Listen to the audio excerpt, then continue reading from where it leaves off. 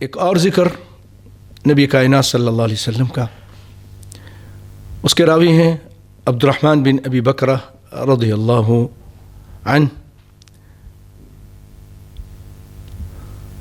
وہ کہتے ہیں یا ابتی انی اسمعک تدعو کل غدات.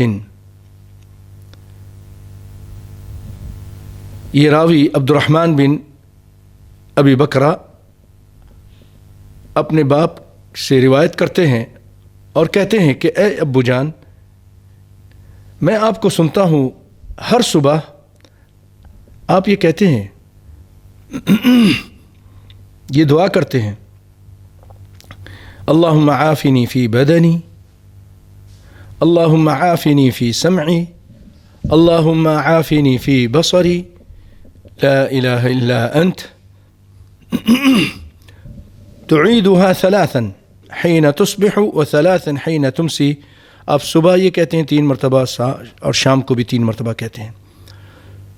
تو ان کے والد کہتے ہیں انی سمعت رسول اللہ صلی اللہ علیہ وسلم یدعو بہن، میں نے سنا رسول اللہ صلی اللہ علیہ وسلم کو کہ وہ یہ دعا کیا کرتے تھے، یہ اذکار پڑھا کرتے تھے.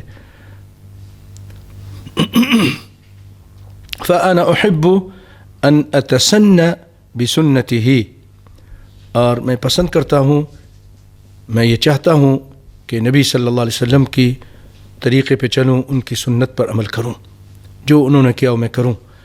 قال عباس وتقول اللهم إني أعوذ بك من الكفر والفقر، اللهم إني أعوذ بك من عذاب القبر، لا إله إلا أنت.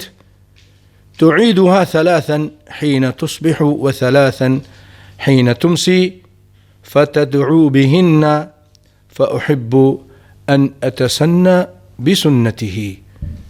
اللهم عافني في بدني، اللهم عافني في سمعي، اللهم عافني في بصري، لا إله إلا أنت. اللهم إني أعوذ بك من الكفر والفقر، اللهم إني أعوذ بك من عذاب القبر، لا إله إلا أنت. بڑی زبردست دعا ہے.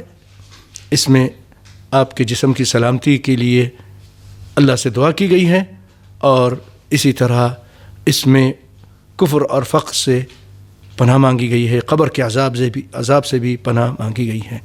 لا الہ الا انت. امام البانی رحمۃ اللہ علیہ اس کو نقل کرتے ہیں صحیح ابی داؤد میں.